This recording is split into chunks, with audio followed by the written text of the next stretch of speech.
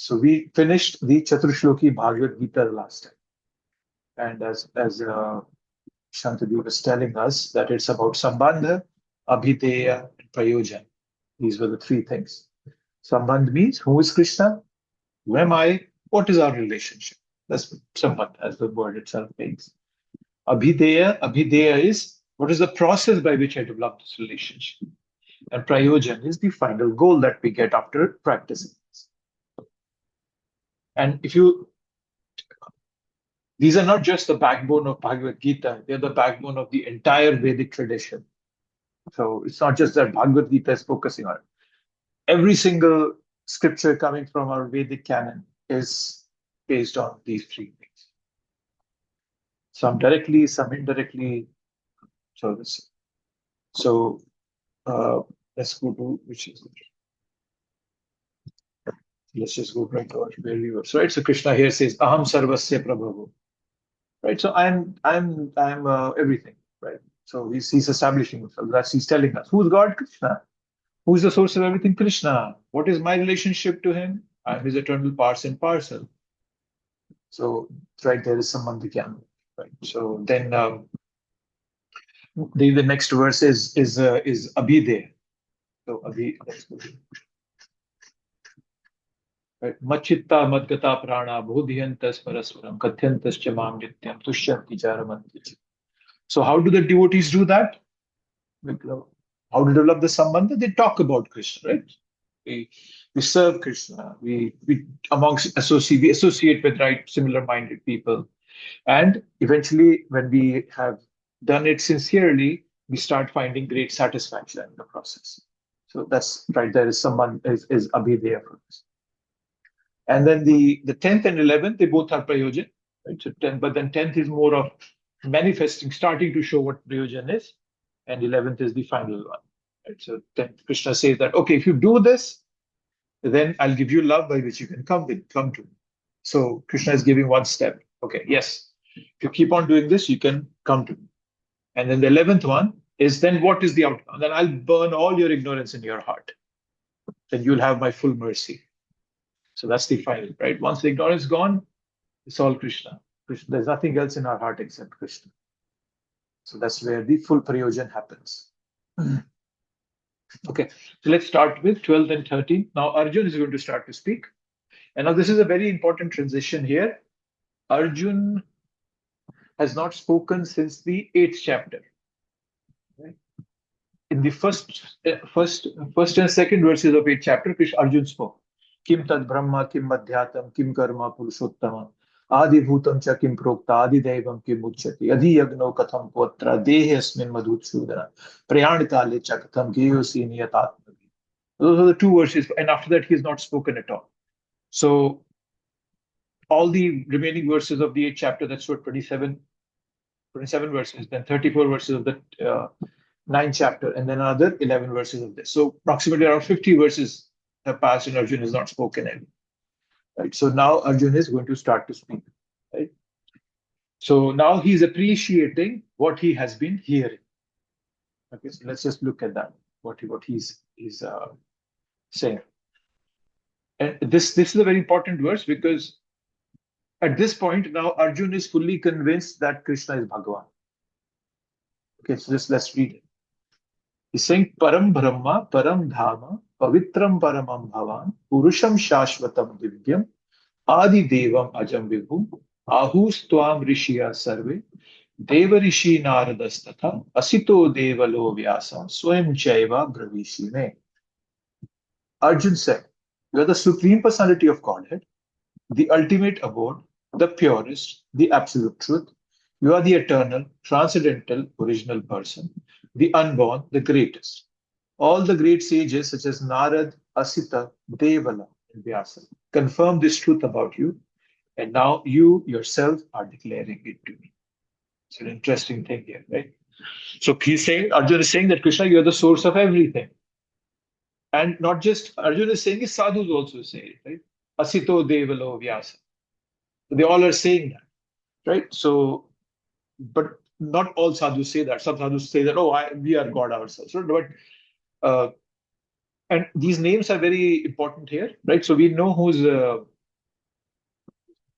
we know who's Vyas. Devala and Asita, they both were present at the solar eclipse when Krishna went to Kurukshetra. It's comes in the 84th chapter of Bhagavatam, 10th canto. So Krishna is going with his entourage and to Kurukshetra for the solar eclipse. And that was before the Mahabharata, because Bhagavatam tells us that there were other people present, like Duryodhana and so forth. They're all present. So it was before Mahabharata. And there they meet, Krishna meets the Brajvasis, and the story. So Asita and Devala, they both were present there. So, and they were not just old in age, but they're also very high in wisdom. So that's why they're being named. And Deval himself, Devala, he was the elder brother of Dhaumya. Dhaumya was the chief priest for the Pandavas. So Deval is connected that way, right? Right. And I think Krishna in the 11th canto also mentioned something about Deval. I don't know. Right? And then, yes, we have Narad. Narad is for sure. We all know about Narad. So let's see what Prabhupada is saying. We'll come back here. I just want to see if Prabhupada is talking about these 4 stages. No, Prabhupada is, I think he is not highlighted. Okay. So Prabhupada is telling us, Arjun, after hearing the essential 4 verses of Bhagavad Gita, in this chapter, become completely free from all doubts and accepted Krishna as the Supreme Personality of Godhead. He at once boldly declares, "You are Param Brahma, the Supreme Personality of Godhead." Right. So Arjun is fully convinced now here. And now Arjun is backing his claim with Shastra and Sadhu. It's like that's what he's doing here. That Param Brahma, Param Dhavam, Pavitram Paramam, Purusham Shashvatam, Divyam, Adi Devam, Ahusnum Rishya Sarve, Deva Rishi Narada, Asito Devalo, Swayam Chaiva, Brahvisi. So he's saying, yes, I'm saying it, the sages are saying it, and you yourself have declared it, Krishna. Right? So there are three personalities being talked about here. Right? So Arjun is backing up his claim from Shastra and Sadhu. Right? So Arjun became free from all doubts after hearing this Chatushloki Bhagavata, and he's declaring this. So this clearly shows us that the best way to eradicate our doubt is submissive hearing. Therefore, Arjun's doubts are completely eradicated. If we hear, if our hearing is not submissive, then our doubts will not go away. They'll stick around forever. Submissive hearing means you don't start thinking, oh no, I don't believe what he's saying, or we just ignore that person, or we don't pay attention, and more importantly, we contradict, or we don't accept that person as wise enough that he can give me knowledge. We are listening, we are sitting in the assembly, but we just somewhere in my heart, I don't think this guy is smart enough. So it has to be submissive hearing for our doubts to be completely eradicated. Right? That's it. So, and then Prabhupada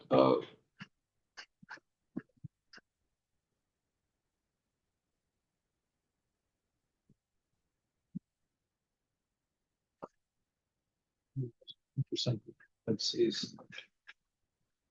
Okay. Oh, here, I like this statement very much. One cannot be disinfected from sinful activities unless he surrenders unto the Supreme Lord. I really like the word how Prabhupada uses disinfected. So can somebody tell me what does disinfected mean when you hear the word?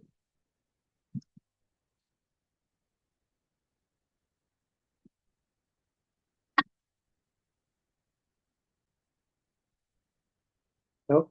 Hello? Anybody there? Clean in, Prabhu. When you think about disinfectant, you think about using it to clean something, right? So how would you, so I'm trying to understand, how does Prabhupada mean that disinfected from sinful activities? And he's saying that who understands Krishna, so that person gets disinfected. So what does that mean? what does that mean by us? If you see, so I'm just trying to understand the use of the word disinfected. See what thoughts you all have. Not contaminated Yeah. with material impurity. Well, whatever we have is removed, right? That's what disinfected means, that the place is already infected and then something comes and disinfects it, right? When we use bleach, let's say, or something that disinfects a place or something of that sort. So yes. So is that when Krishna gives us because he sees that we are sincere, that he comes and disinfects our heart and makes it, Yes. I don't know. Yes, Maybe. yeah, that's what he does. No, it's not a maybe. No. You just read it. Where's that verse? Here. Krishna is saying, to those who are constantly devoted unto serving me with love, I give the understanding by which they can come to me. And then the next word, most importantly, to show them special mercy, I dwelling in their hearts, destroy with the shining lamp of knowledge the darkness born of ignorance. That's disinfection right there for you. This is, we just read this, Chaturshloki Bhagavad Gita. That is why it's called Chaturshloki, because it has the whole essence of Bhagavad Gita in these 4 verses. So this here is talking about disinfection. So this is 10.11. So yes, so fear satatam. Krishna using the word satatam. Prabhupada saying in the 10th verse, constantly devoted to serving me with love. And that's what Prabhupada has asked us to do. Just do your service, follow the regulated principles I've given you, and chant. With the sincerity you can gather at that moment. Invest all your sincerity in it.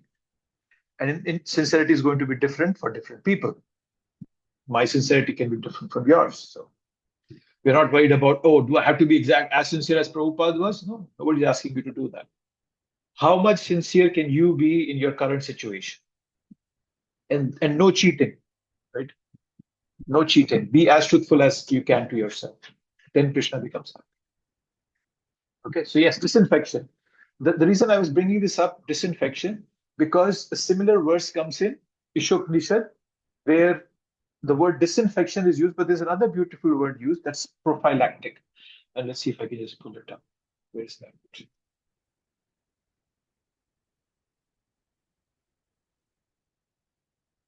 I'll quickly show you that. So you like that verse. So there also, Krishna is called disinfect. Mantra 8, I think.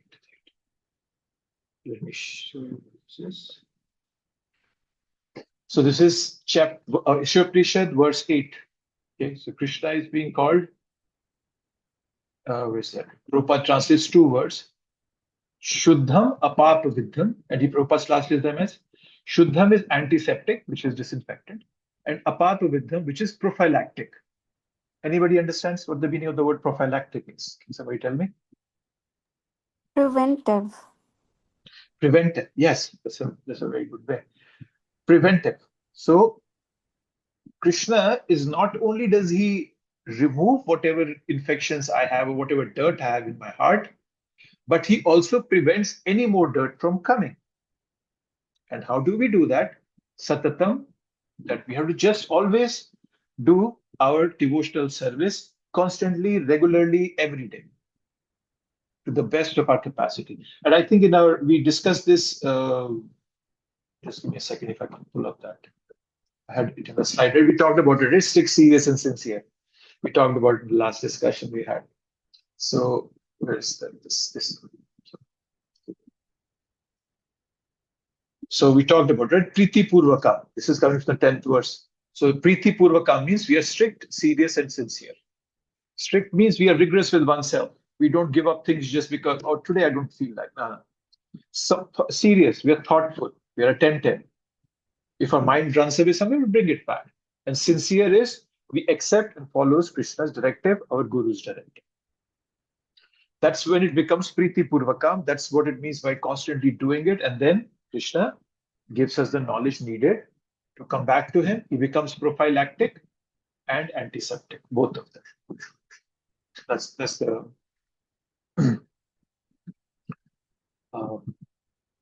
so that's what Krishna is.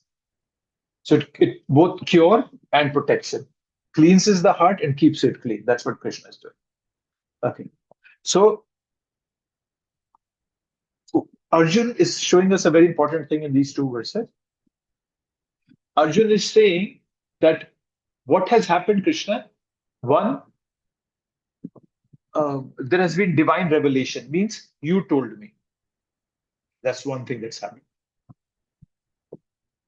Saints have told me, saintly reiteration. They have repeated this, what they have heard from you, from Shastra.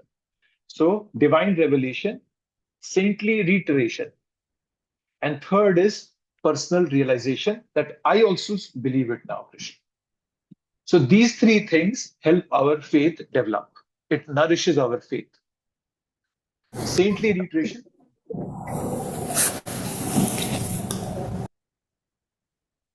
We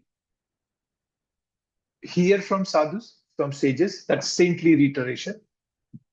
We hear from Krishna directly, that's divine revelation, and also from our heart, he speaks to us. And then our own personal realization. So these three things help us develop our faith. So faith is a very precious asset on the spiritual path. And our faith is nourished by these three things. What God is sending us, the revelations, what great sages are telling us, teachers are telling us, and the realizations that we get ourselves when we apply these teachings in our life. So Arjun hears the 4 verses, then he declares that he accepts Krishna as the Supreme Personality of Godhead, the eternal Supreme Person. So he's clearly telling us that. In 9th chapter, Krishna had told us that Rajavidya Rajaguhyam Pavitram Idam Uttamam Prataksha Bhagmam Dharma. That spiritual knowledge is verifiable by one's own experience. Nobody has to come and tell us that, oh, you are a devotee now, you got spiritual knowledge. Right? So Arjun, we are seeing that in Arjun. By his experience, he is achieving that knowledge. So so this is a very important verse, a couple of them. This is just, I want to bring out these things. Krishna's divine revelation, sages telling him, sages reiteration, and Arjun's self-realization. These three things help Arjun's faith come to the point where he is now. Okay.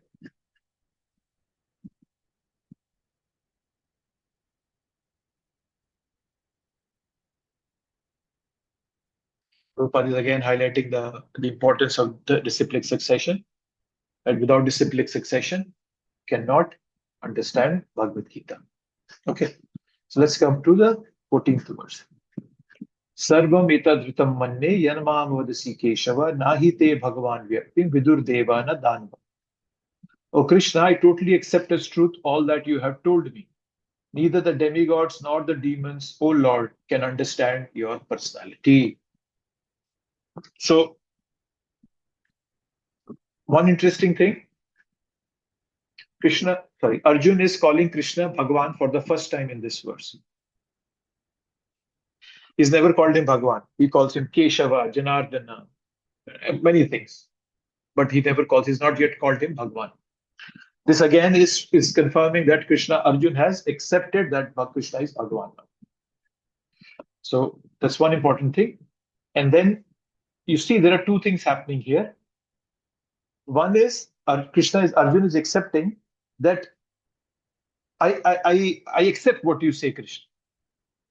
But then at the same time, he's telling that I also acknowledge that it is not easy to understand you. Right? He's saying that neither demigods nor demons, demons or demigods, they can understand your personality. Right? So he's telling us two things. I accept what you say, and I also acknowledge that I cannot understand you fully.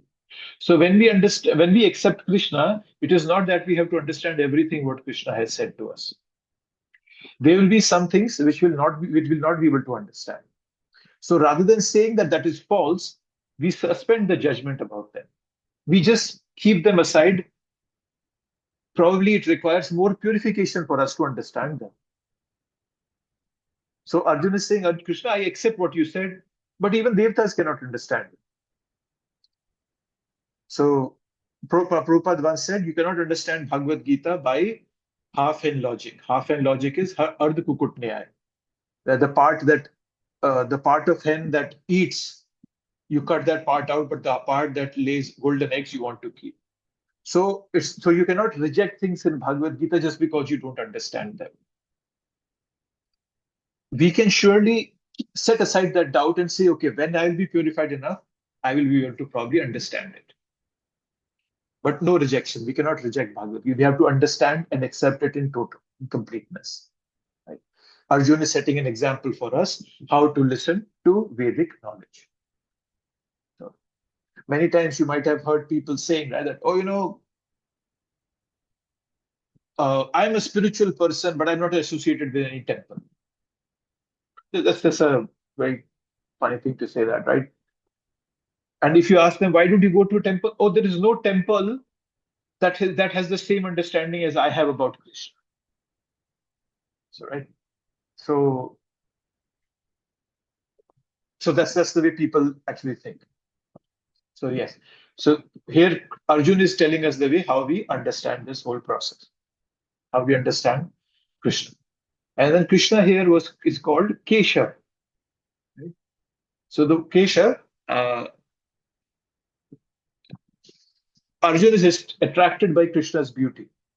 He's calling him Keshava, the one with dark hair, black dark hair. That's also the meaning of the word Keshav. So he's attracted by the beauty of Krishna. So Krishna is all attractive. Okay. Let's see what Prabhupada is saying.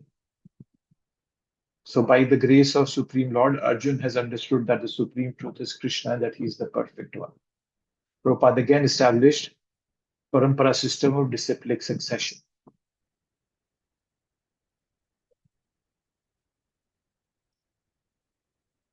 And then he's saying, Prabhupada is saying, Krishna re-established that disciplic succession with Arjun because he considered Arjun his intimate friend and a great devotee. Says Krishna saying that. So,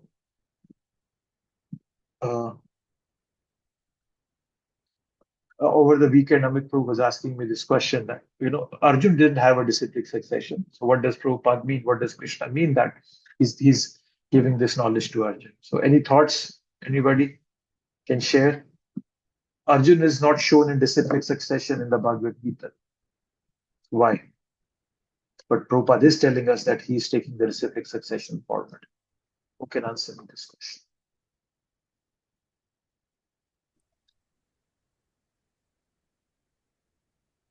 Oh, isn't it wrong to say he's not in disciplic succession because he is directly receiving knowledge from Krishna? So who had knowledge, Krishna is already in disciplic succession, right? Because he's the original knowledge giver. What I meant by that is that he's not taking it forward. That's what I mean. It's not like he had his own disciples or something. So no, that's not required to, Because he right? was- To be in Krishna Oh, I'm sorry. consciousness. Sorry, I didn't get you. What do you say? That is not required, right? I mean, I was like, none of us like it's required also, right? We don't have to do it like take it forward, right? We can just be a good devotee. Yeah, no, I understand that. So that's what I'm asking. But you will still be considered a disciplic succession, right? Despite you not preaching it to anybody else, or you might not, how do you say that? Have disciples of your own, let's presume for a minute. How are we still in disciplic succession? Yes, Julan Yatra, go ahead. I think it's because like he's anyway speaking for all of us. So that is in a way a disciplic succession. Yes, and yes, that's also he's speaking for all of us. Yes. Who else? Anybody else has any thoughts? Hare Krishna, Prabhuji. Yes, Prabhuji, just like a tree has a main stem, right? And then through that plant grows and it has many leaves. So similar way, we can be considered as the leaves, one of the leaves, but we are not generating another branch and leaf, right? So we still come in that same line of succession. Okay. Yeah, we're still coming to that. Anybody else? Somebody else was saying something.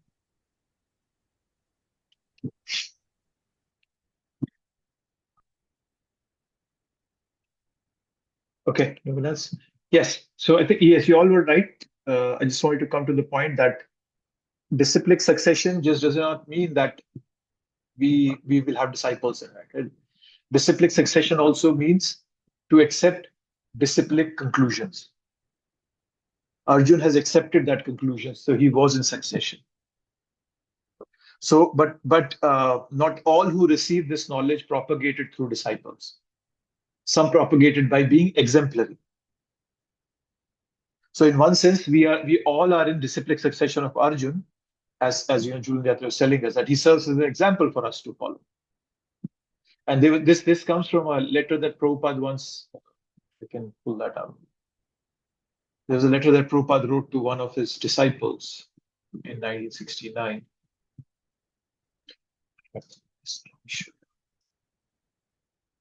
So this is a letter to Dinesh, October 31st, 1969. Prabhupada is saying here. Right. So regarding the disciplic succession coming from Arjun, disciplic succession does not always mean that one has to be initiated officially. Disciplic succession means to accept the disciplic conclusion. Arjun was a disciple of Krishna and Brahma was also a disciple of Krishna. Thus, there is no disagreement between the conclusion of Brahma and Arjun. Vyasadeva is in the disciplic succession of Brahma. Teachings to Arjun was recorded by Vyasadeva verbatim. So according to the axiomatic truth, things equal to one another are equal to each other.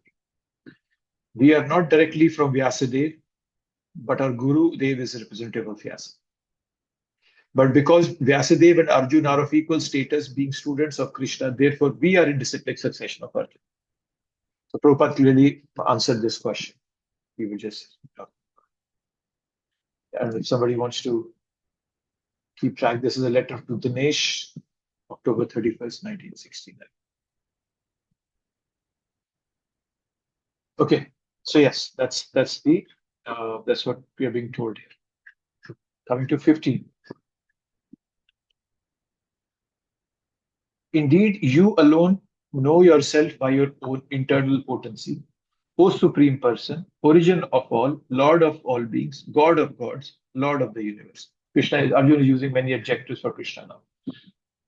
Swam evatmanatmana veti tvam purushottama bhut bhavana bhutesha deva deva jagatpati. These are the different ones he's using. Right? So Arjuna is establishing these things. So swam evatmana manam, that you alone know your own glories. So then Arjuna is saying you are Purushottama. And then he's saying Bhuta Bhavana, Bhutesha, Deva Deva, Jagatpati. So there are 5 these adjectives. And all of them, Purushottama, best of all the personalities. Bhuta Bhavana, you're the source of all living entities. The Bhutesha, controller. Deva Deva, the god of all gods. Jagatpate, master of all the universe.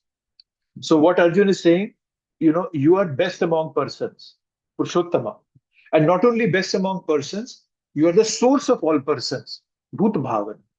And not just are you the source of all persons, but actually you're the controller of all of them. Bhutesha. Right?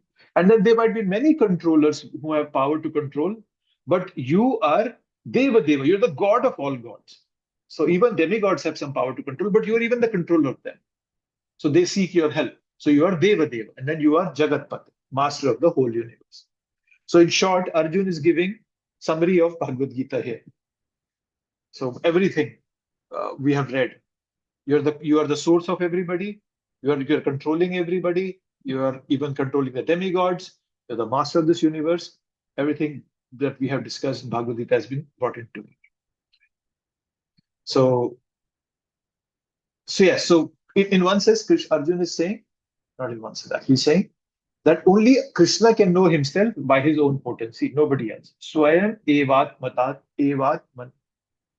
Swayam evat manatmanam. Evat manatmanam. That's what only you yourself can know yourself. Nobody else can do that. So, and same is for pure devotees. We don't know how they do it, right? Prabhupada, have you ever wondered how Prabhupada did all this? In a short sweet of 10 years, 80 books, 108 temples, 5,000 disciples. Only Prabhupada knows that. Similarly, only Krishna knows. If we take shelter of Krishna, he will reveal it to us by giving us transcendental knowledge. But to get that transcendental knowledge, we all have to follow the four regulatory principles and chant so that we all can come to the mode of goodness. Nectar of instruction, preface, Prabhupada says, once in mode of goodness, then the path is revealed to us. Unless we don't come in the mode of goodness, the path is not revealed to us. We'll always be doubtful, confused. Or is it Krishna speaking from my heart? Or is it my mind telling me to do something? So yes, that's what Krishna is telling us here. Prabhupada brings out the three aspects. We have talked about it, so I won't go into that. Brahman, Paramatma, and Bhagavan. So, and now Prabhupada is giving those details. That sometimes the impersonalists accept Krishna as Bhagavan or they accept his authority. Yet many liberated persons cannot understand Krishna as Purushottama, the supreme person. Therefore, Arjuna addresses him as Purushottama. Yet one still may not understand that Krishna is the father of all living entities. Therefore, Arjuna addresses him as Bhuta Bhavana. And if one comes to know him as father, still one may not know him as supreme controller. Therefore, he is addressed as Bhutesha. And if one knows him as the supreme controller, still one may not know him as the origin of all demigods. Therefore, he is called Devadeva. And even if one knows him as the worshipful god of demigods, one may not know him that he is the supreme proprietor of everything. Therefore, he is called Jagatpati. 16. Please tell me in detail of your divine opulence by which you pervade all these worlds. Vaktum arasi asheshena divya hi atma vibhutaya yabhir vibhuti bhir lokan imam swam vyapya tishtati. So Arjuna is now putting in a request. Okay. So how does Krishna do what he does? We don't. But I want to know. That's what Arjuna is saying. I would like to know more about Krishna. Right? How he is the way he is. Right? It's an important question. Vaktum arhasi. Right? So Arjuna is saying, where is that? Vaktum. To say you deserve. Okay, look at this phrase here. Let's see how Prabhupada is telling. So Arjuna, in one sense, is saying that, you deserve to speak to me. In one sense, saying you deserve to say to me what are your opulences. Okay.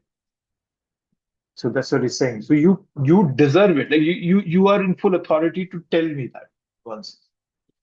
And why is Arjun saying that? That how is Arjun fully confident that this knowledge can and should be revealed to him? Anybody can give me an answer to that. So Krishna is saying, Arjun is saying, Bhaktum arhasi, you deserve to say to me the details of your divine nature. So what does this exactly mean? You deserve to say. So why does Arjun have that okay, yes, I know he should speak to me. Krishna should speak to me. Why is that?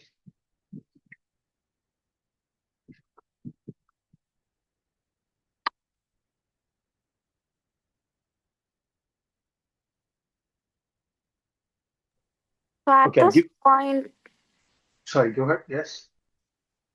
at this point, Arjuna has realized that he has understood the essence of who Krishna is, and he's totally surrendered.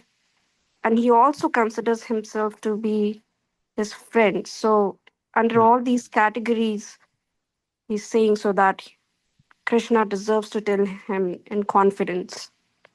Yes, yeah, that's a very good point. Yes. In the 9th chapter, we read in the, was that the first or second verse? Idam tu te guyatvam pravakshami anasuyave. Krishna used the word anasuyave. So the word anasuya means non-envious. So Arjun, by not being envious of Krishna, and Prabhupada also says this in the 3rd chapter of Bhagavad Gita, 31st verse. If you are not resentful of this process, resentful means you are not envious of Krishna. You have faith on the process, right? So then that's what it means to be non-envious.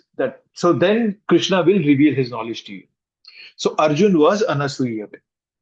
So because of being anasuyave, you deserve to speak to me, Krishna, because I am anasuyave. I am without envy. Yes, so that was the right thing you said. Thank you. And this is the first verse, where Arjun has used the word vibhuti. This is the first time he's bringing that thought process out here. So, can you describe your vibhutis to me? And because you only know what is best about you. Understanding Krishna has nothing to do with our intellectual conquest. Nothing. It is all to do with developing a natural attraction for Krishna. We can only request Krishna to reveal himself to us. When he reveals it, how he reveals it, no problem. That's Krishna's problem, not mine. It's causeless. For no fathomable reason can I know that Krishna I can know when mercy is going to come. I have no idea. Zero idea. And even Mahaprabhu says that in the Shikshashtakam, that whether you hurt me or whether you embrace me, I'm still yours. I don't know how you're giving me mercy. Probably the miseries that I'm getting from you are also mercy. I'm not realizing. So when we have that attitude, then Krishna's mercy comes to us and we can understand his glories. Okay, so now Arjun has asked this question. Okay, tell me about your opulences by which you pervade this world. And Prabhupada tells us, one should know that this is being asked by Arjun on behalf of the common people. So this is something Prabhupada has told us again, that Arjun is just talking to Krishna on our behalf. He doesn't need all this knowledge. He already has this. Then 17, O Krishna, O supreme mystic, how shall I constantly think of you? And how shall I know you? In what various forms are you to be remembered, O Supreme Personality of Godhead? Keshu Keshu cha bhaveshu. Keshu Keshu cha bhaveshu is nature. Keshu Keshu. Which nature, right? Which forms can I remember you? So this is a more specific question than the last one. Like the last one was, tell me about your opulence. It's simple, a very broad question. But here Arjun becomes more specific. That how can I constantly think of you? How shall I know you? What are the forms in which I can remember you? So it's become more specific. And what he's asking, constantly think of you. How can be mindful? The word mindful is very famous nowadays, everywhere. So mindfulness, right? A big thing nowadays. So Arjun is asking that. How can I be mindful of you? Nowadays, it's just not common to be mindful. Every day I'm on the highway and I see people on their phones while driving on the highway at 70 miles an hour. They're not mindful of their surroundings. So that's sad. And yes, it's so sad. But yes, so mindfulness is a very famous thing nowadays. So, but then the problem with mindfulness in nowadays is that you can be mindful, but then if you don't know the destination where you're going, that mindfulness is not of much value. For example, yes, I just talked about driving a car. We can drive the car with full mindfulness about the surrounding, but if I don't know where I'm going, what my destination is, then it's not much of a use. People nowadays are not made aware of their ultimate purpose in life, which is mindfulness, for which the mindfulness is being practiced. Right? There are so many yoga centers all over the country. They make some yoga, the hatha yoga, and whatever your kundalini yogas and hot yoga and goat yoga, all that. But what after that? Nobody tells them that. That is why Arjun asked this question. First, we become aware of Krishna everywhere, Krishna awareness. After that only can we become self-aware, we can become people-aware, situation-aware, etc. First, we have to understand that Krishna is everywhere. He's all-pervasive. Unless we don't understand that, we won't understand ourselves. We won't understand the people around us, the surrounding around us. That's true. So Arjun is asking, how can I be totally mindful of you, Krishna? That's what he's asking. So always remembering Krishna, never forgetting Krishna. Smartavyo satatam Vishnu, vismartavyo na jatuchit, sarvavidhi nishedasayat, etayoreva kinkara. It's a verse in Chaitanya Charitamrita which tells us that. Smartavyo satatam Vishnu. Always remember Krishna. Vismartavyo na jatuchit. Never forget Krishna. Sarva vidhi nishedasayo. Sarva vidhi nished. All the rules and regulations. Etayoreva kinkara are subordinate to this particular principle. That you have to always remember Krishna and never forget Krishna. So whatever we do has to be aligned with this final fact. Anything that helps us remember Krishna favorably is good for us. That's the basic instruction of Bhakti Yoga. We are always shrouded in materialistic things. How do I remember Krishna all the time? It's very difficult. So Krishna is going to tell about many things in this world. Right? So when we become mindful of Krishna, then we start worship, or we start looking at this whole world as a manifestation of Krishna. And that's the problem all over the world. I was reading an article today by a group you all might have heard, right? Brahma Kumaris. No, full respect for them. No problems. I was reading it. They had a very beautiful article about mindfulness, right? About how to be peaceful. I was reading it today, but then I noticed that Prabhupada is right. Right? Their article talked about quite a lot of sound, valuable things. Let go of resentment, stop blaming others, remain in the present, reduce attachment. The many things was talking about.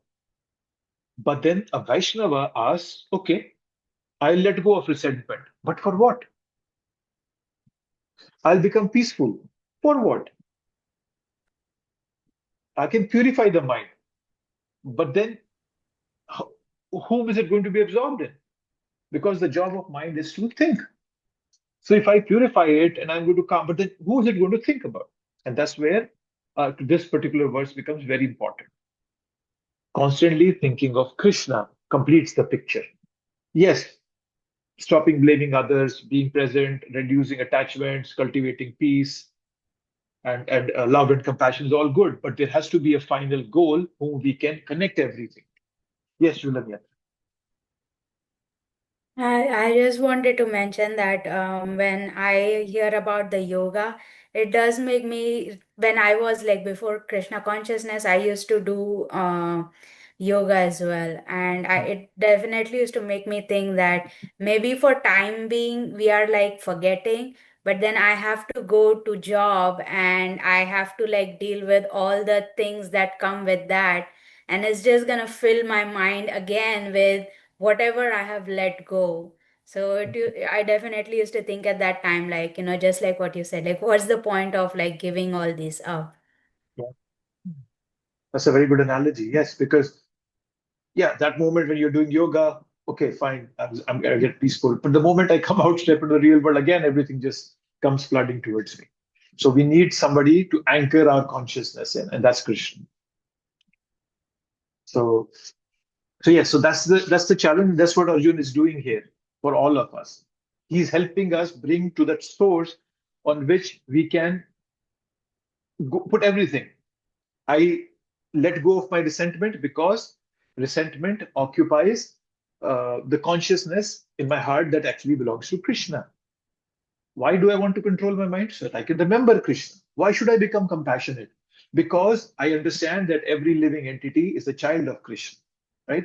Then why do I serve society? Because helping people reconnect with their source is a service to Krishna. Why should I cultivate good qualities? So that I can become a better servant, I can become a better example for others. So everything comes down and it becomes fully solid. Then I'm not going to be anywhere. The soul must have some sort of positive engagement, right? We cannot build our life around things that I'm going to give up. There eventually has to be something, or rather someone, toward whom all my purified consciousness is going to flow eventually. And that's what Arjuna is exactly doing here. That's what he's asking. So two steps, right? We do detachment from this world. Okay, I don't want to be absorbed in this world anymore. But then the reattachment to Krishna to see those very same things in relationship to Krishna. So that's what Arjuna is saying here. So it's a very interesting verse that Arjuna is bringing out here.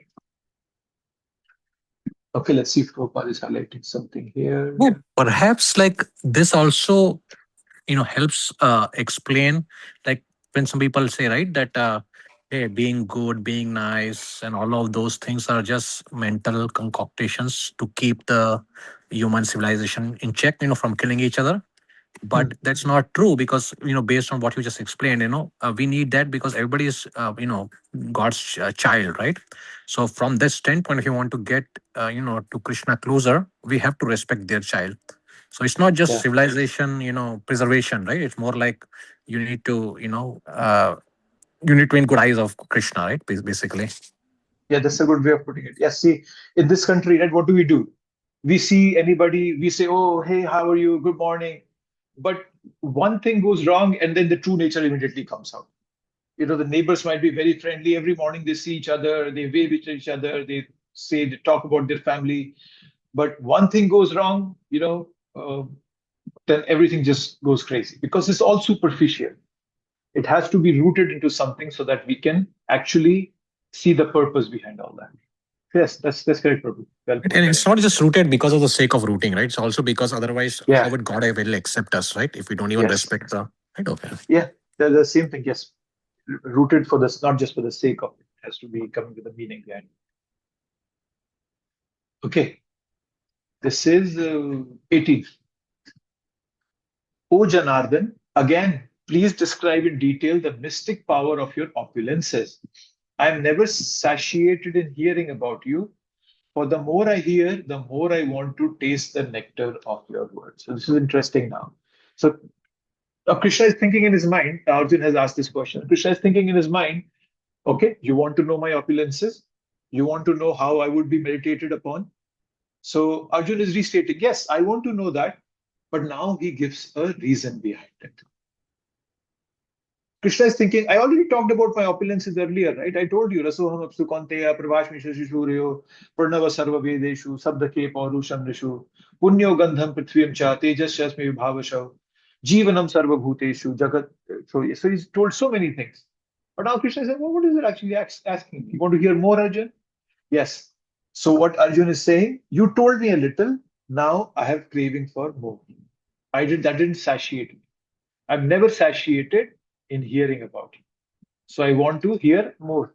That's what this question is showing up. So it's showing Krishna's thought in the background. The Krishna is saying, I already told you. You want to hear more? So Arjuna is giving, yes, you told me something, Krishna, but that was not good enough for me. I'm not satisfied at all. So, and it says, I hear the more I want to taste the nectar of your words. So, nectar, let's see what Prabhupada is saying. One can never be satiated even though one continuously hears the transcendental pastimes of Krishna, who is glorified by excellent prayers.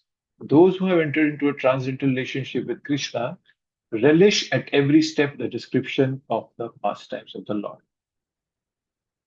Now, as far as Amritam, nectar is concerned, any narration or statement concerning Krishna is just like nectar. And this nectar can be perceived by your practical experience. This is a very interesting thing Prabhupada is telling us.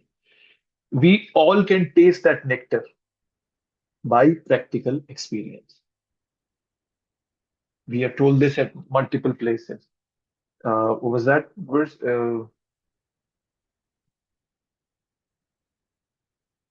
उत्साह निश्चय धैर्य तत्त कर्म प्रवर्तन संग त्यागे शतो वृत्ति सद्भिर भक्ति प्रसिद्ध्यति. The third verse of nectar instruction tells us what increases our bhakti. Utsaha, nishcha, dhairya, tattat karma pravartana, sanga tyagi, sato vritti, following others, saintly people, sato association. All these things can improve our bhakti, and we can see it by ourselves practically that we are improving in bhakti. So we can relish that nectar by practical experience. And this is also told in the Brahm Samhita, Pramane Tatsadachare Yadabhyase Nirantaram Bodhyam Atmanatmanam Bhaktimapi Uttamam Labhet. The highest bhakti is attained in slow degrees by Abhyase Nirantaram, that means constant endeavor, right? And sadachar, theistic conduct, right? There is abhyasa. Abhyasa means scriptural reading and evidence. So yeah, so that helps us come to that level of outcome is cheto darpana marjanam. My heart becomes pure. Right. So if you see here, my part only is like the sparrow, right? There's a story of a sparrow in Bhagavatam. A sparrow lays eggs near an ocean. The ocean takes up the eggs. The sparrow comes and says, "Give me back my ocean, so I'll dry you up." And the ocean just laughs at, haha, such a small bird going to dry me up. But then the sparrow starts picking up little water in her beak and putting it away. She just keeps doing it again. But what that does is, obviously, she's never going to be able to dry up that ocean. But what that did, that sincerity on the part of the sparrow, attracted Garuda's attention. And Garuda came and said, "Ocean, give back her eggs, or I surely am going to dry you up." And that scared you. So our role is of just a tiny sparrow. Since by my sincerity, I can attract Krishna's mercy, and then that cleans my heart. Don't expect that you will be able to dry up the ocean by yourself. Krishna's mercy will come, that as Garud came, and it will eventually put us in the state of perfect devotion. And nobody can give you confidence in bhakti. Confidence in bhakti comes from personal experience. Your own experience, your own realization will give you confidence in bhakti. That's the ultimate evidence. Yeah, you can read shastras, you can see for yourself, you can talk to others, but you have to go back to the basics. You have to do good rounds, read Bhagavad Gita, and with that experiences that you get, that confidence will build bhakti.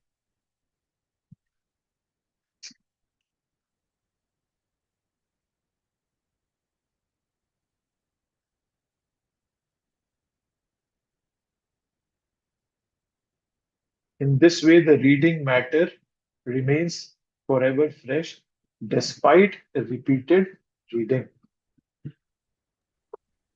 How does it remain fresh forever? If somebody asks you, okay, how does this remain fresh forever? Prabhupada is saying that this reading matter remains fresh forever despite repeated readings. What does that So mean? my understanding is, Prabhu, Hari Katha is like Hari Darshan, correct? And then like the way we chant the holy name, like it's just Hare Krishna words, right? Repetitive. Krishna and Srimati Radhaji are present there. So this whole pastime, like the reading Bhagavad Gita or Srimad Bhagavatam, it's all about Krishna. Even though it's repetitive, it's fresh because Krishna is present there in Yes. potency. Yeah. Anybody else? Any thoughts?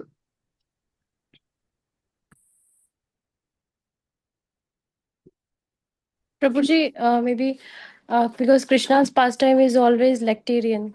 So whenever we the Kunti Maharani was always saying Namo Pankaj means she wants to say, I always wanted to you are always in my memories. I don't want to forget you ever. So Krishna is always fresh, Prabhuji. Whenever we heard about Krishna Katha, so we always got some point. Even Prabhuji, I am also hearing sometimes. So always, even though I'm repeating things, heard the same thing, but still, I'm one point at least. I'm getting take away for myself. So he's always nectarian. Yeah, that's a very good point. You bring out Kunti Maharani. So when we hear from devotees who love Krishna, the love brings out newer and newer joys, right? Because right, when Kunti Maharani is talking about Krishna, Namaha Pankaja Nabhaya, Namaha Pankaja Maline, Namaha Pankaja Netraya, Namaste Pankajankare. So we are thinking of Krishna, he's Namaha Pankaja Nabhaya, his navel is like a lotus flower. Namaha Pankaja Maline, he's wearing a garland of lotus flowers. Namaha Pankaja Netra, he's got eyes like a lotus flower. So that's a very good example you gave, Kunti Maharani, that it brings newer and newer joys because now we're looking at it from a devotee's eyes, right? And so that love itself brings newer and newer joys. And the devotees, they actually make Krishna Katha more relishable. That's also another way of looking at it. So, yeah, thank you. Okay, so now Krishna starts speaking again.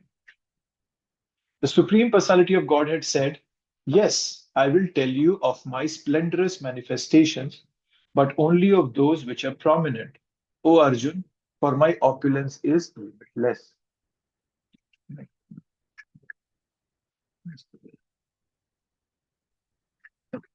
My opulences are limitless. Okay? So now, Hanta. So Krishna is using the word Hanta. Hanta te kathayishyami. Hanta means yes. Yes, I will tell you my. It's a mood of yes, Arjun. I'll tell you. Yeah, yes. So Arjun. Krishna is now excited. Oh, my pure devotee is asking me for that. Right? Yes, I will speak. It's an expression of joy and delight. Divya hi atma vibhuti hai. Divya, transcendental opulence is my glories. So then he says, but then when I speak, what will I speak? Pradhanayata kuru shrestha. I will speak only which are prominent because my opulences are limited. Pradhanayata. It's not going to be like, oh, I'm not going to tell you everything. I cannot tell you everything. Prabhupada has told us that Ananta Sesha, who's got 1,000 mouths, he has been speaking the glories of Krishna since time immemorial, and even he's not completed that. So yeah, there's no way Krishna can tell all his qualities. So yeah, that's something Krishna is saying. So I'll only tell you some of them. So he's going to talk about his vibhutis now, right? And this is for remembering Krishna all the time for us.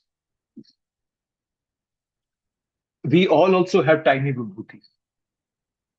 We all, because we are part and parcel of Krishna, we all have tiny vibhutis in us. But the problem is that when we get excellence, we forget that excellence is coming from Krishna. But for a devotee, when the devotee gets some excellence, he thinks that, oh, it's all because of Krishna. Krishna is, because of him, I've accomplished. So that's why we forget our vibhutis. So now also Krishna wants the living entity to be attracted towards him. Living entity can be attracted to material things. So Krishna is saying, okay, I'll tell you all my vibhutis so that you can get attracted to me. And this is just a part of my splendor. So to the extent we are attached to the things of this world, that's the extent of our disease. And then that's what is going, that's how this hearing is going to help us. Let's see what Prabhupada is saying. The senses of the individual soul are limited and do not permit him to understand the totality of Krishna's affairs. Still, the devotees try to understand Krishna, but not on the principle that they will be able to understand Krishna fully at any specific time or in any state of life. Rather, the very topics of Krishna are so relishable, they appear to the devotees as nectar. Thus, the devotees enjoy them. Yep, that's how. We will never be able to understand Krishna fully. And that's not why we are reading Bhagavad Gita or Bhagavatam. It's only by Krishna's mercy we can know that. But these topics are very relishable. And to devotees, they appear as nectar. And if they are not appearing as nectar right now, my my consciousness is not purified enough.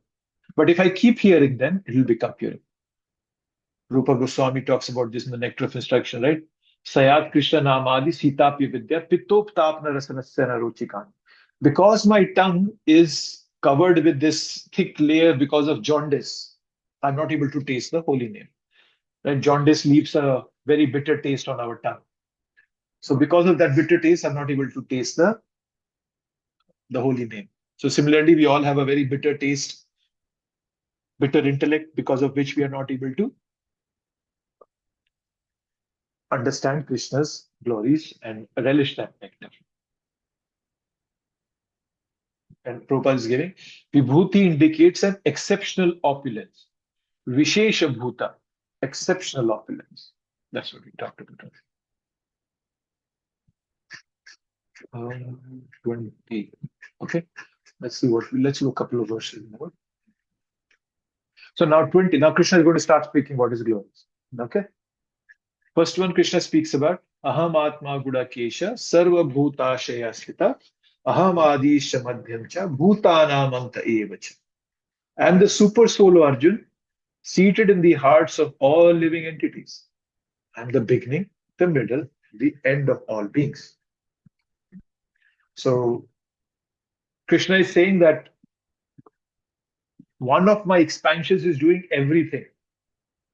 It's not even me getting involved. So Arjun is called Gudakesha. Gudakesha means somebody who has conquered ignorance or conquered sleep. So that's what.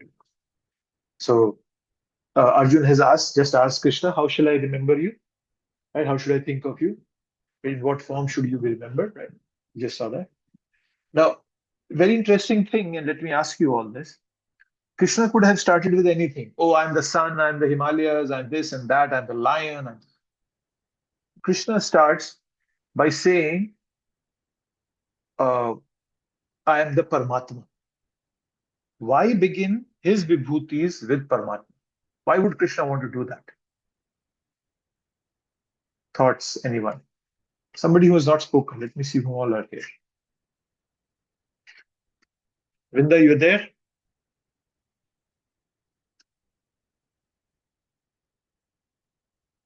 Yes, Prabhuji, sorry, can you repeat? I'm just asking, why would Krishna start with this concept of Paramatma in his vibhutis? Why not start with telling, oh, I'm the best of the mountains, Himalaya, I'm the sun in the cosmos and whatnot? Like, why just start with the super soul?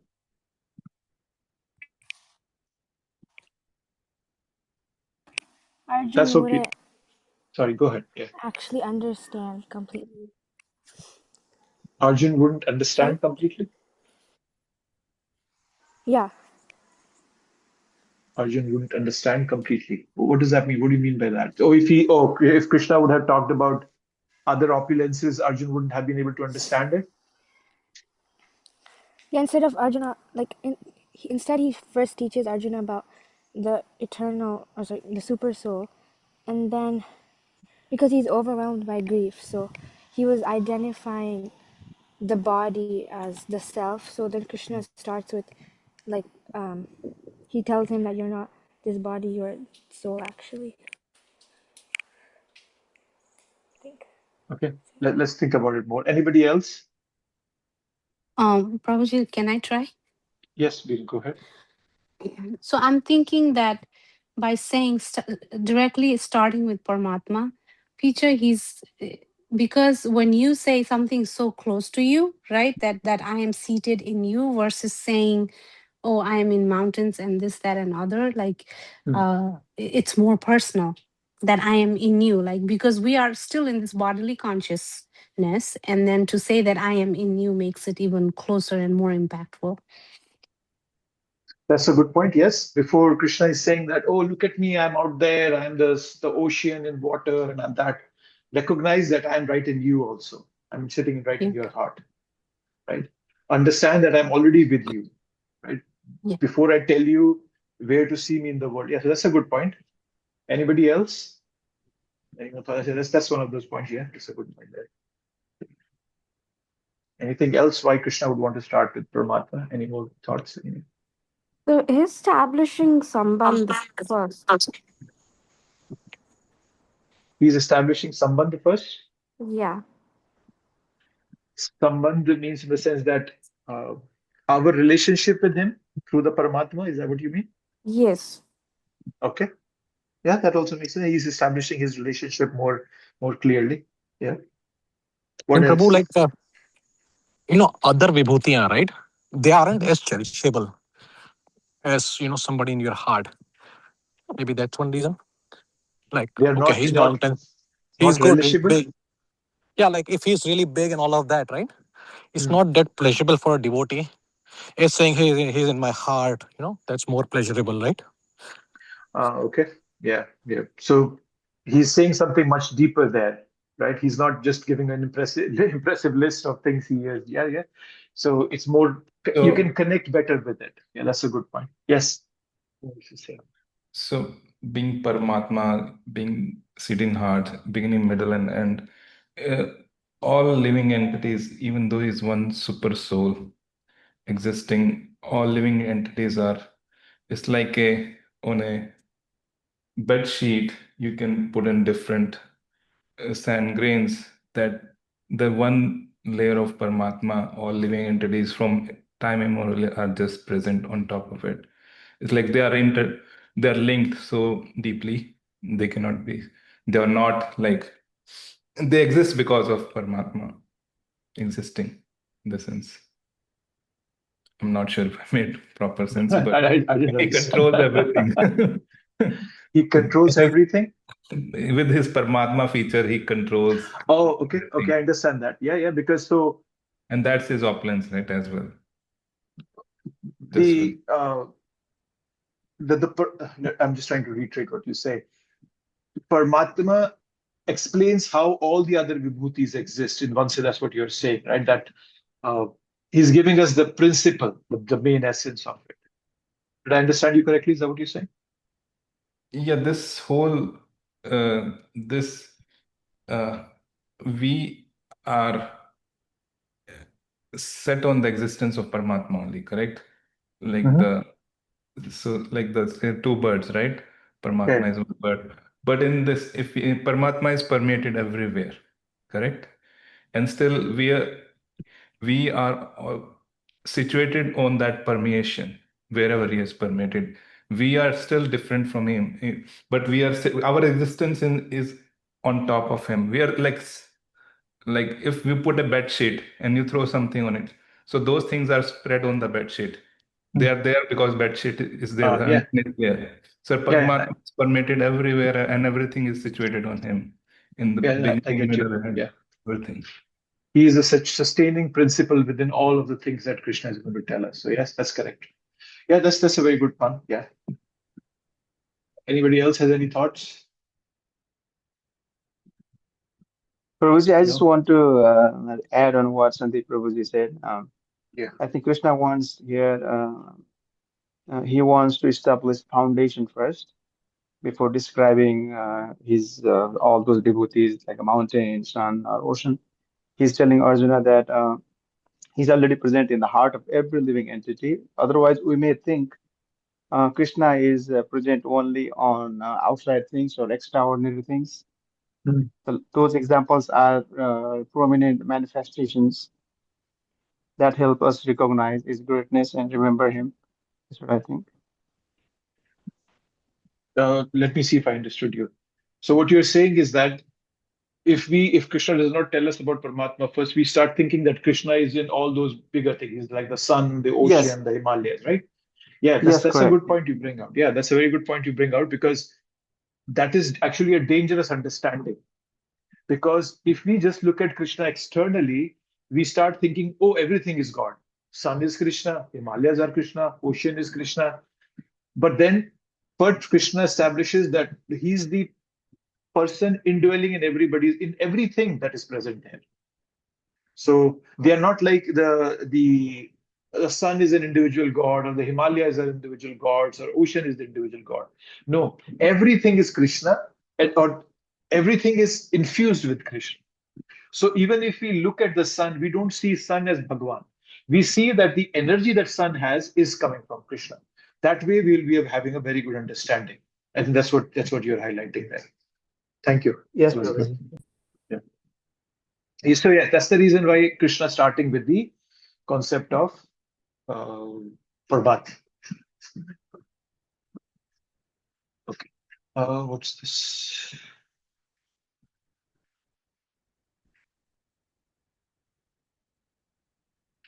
I'll just do this one verse and then we can pause. So we talked about. So this is the first one. Let's just see what Krishna started off. Of the Adityas, I am Vishnu. Of the lights, I am the radiant sun. Of the Maruts, I am Marichi. And among the stars, I am the moon. So all the Adityas. So Adityas refer to the sons of Aditi. Right? We know Aditi, sons Adityas, Diti, son Daityas. Both are the wives of Kashyapa Muni. And so the best of Vishnu. So there are 12 Adityas. There are 12 sons of Aditi. So Vishnu is the is one of them. That's what she's saying. So the topmost is Vishnu. So and then Krishna is saying, I'm the illuminating, all the illuminating objects, I am the sun. So then Krishna then is saying that I'm Maruts. There is a story of the Maruts in the Bhagavatam. This comes in the 6th canto. Once when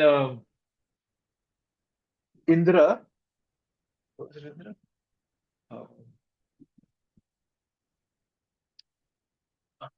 I think when Indra killed, no, whom did he kill? I'm trying to remember. Whom did he kill?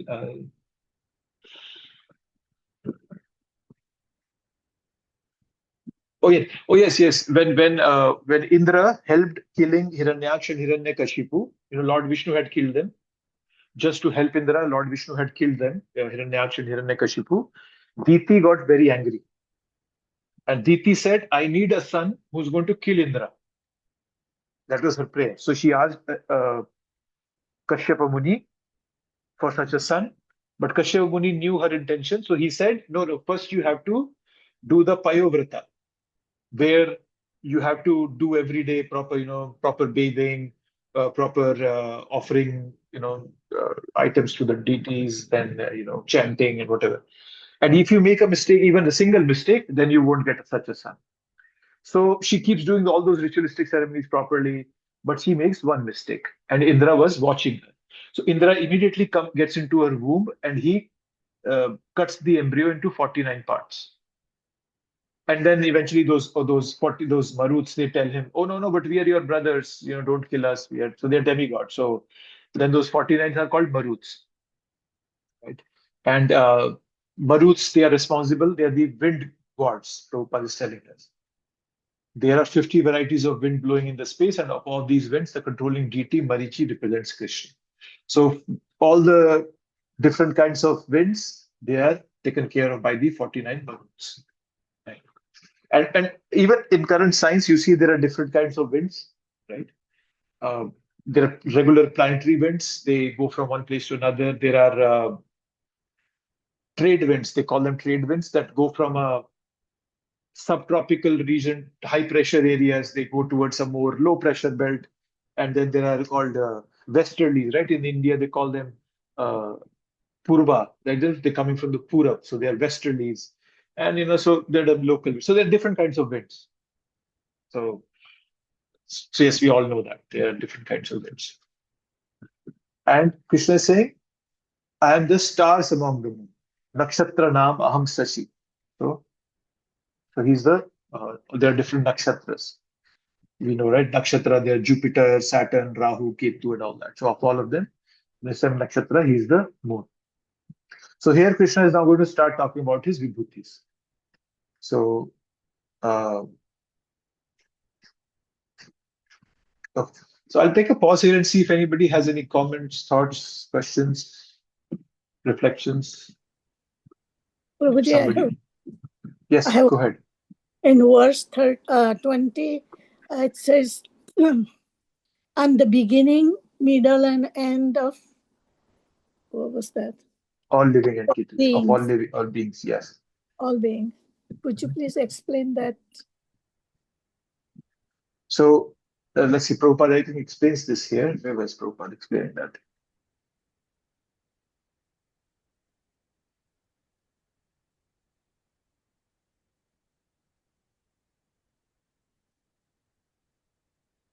So Prabhupada is saying here, informs Arjun that he is the soul of the entire cosmic manifestation by dint of his primary experience. Right? Before the material creation, the Supreme Lord, by his plenary expansion, accepts the Purusha incarnations. And from him, everything begins. So,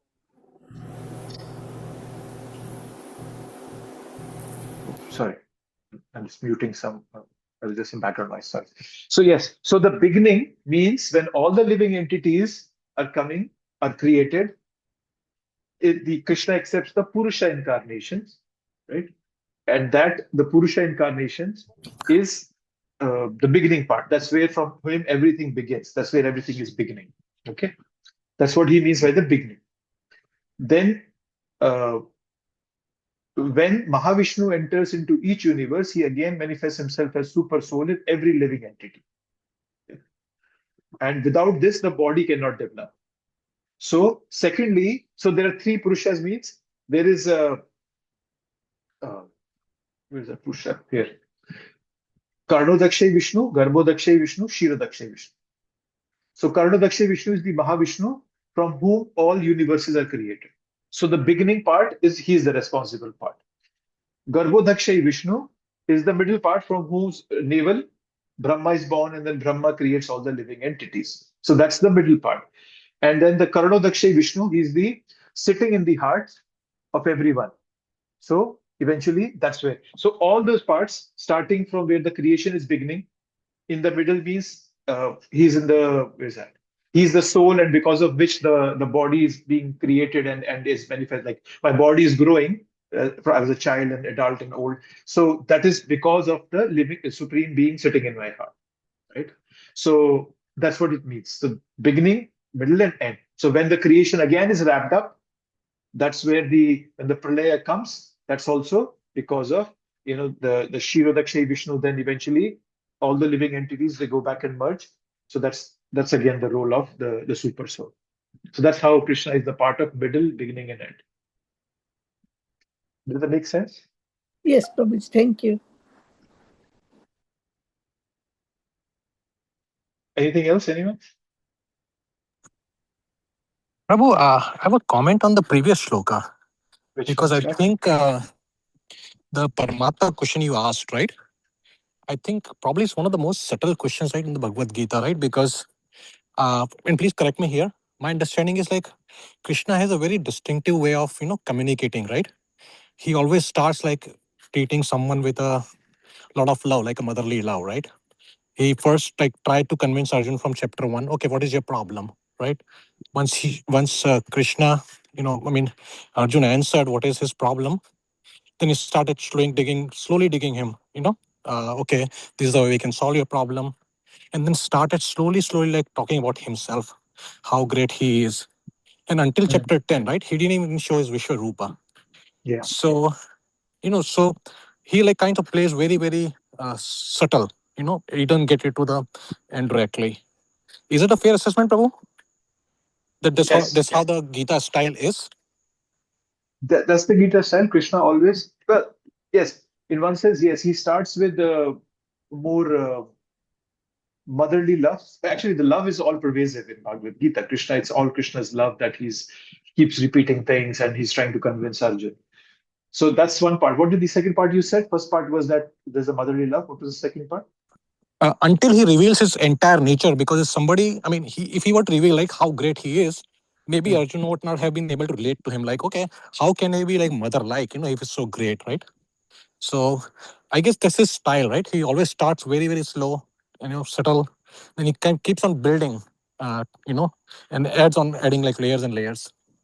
Yes, that's correct. Because after this Vibhuti concept, as you're saying, yes, he keeps building on it. The next chapter is the universal form.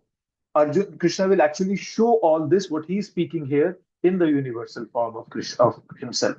So yes, he will build on this also. So yeah, you can say it that way, Prabhu. That's correct. Thank you, Prabhu, for confirming. Okay, if nothing else, we'll wrap up. I'll see you all next week. Hare Krishna. Hare Krishna. Thank you, Prabhu. Hare Krishna.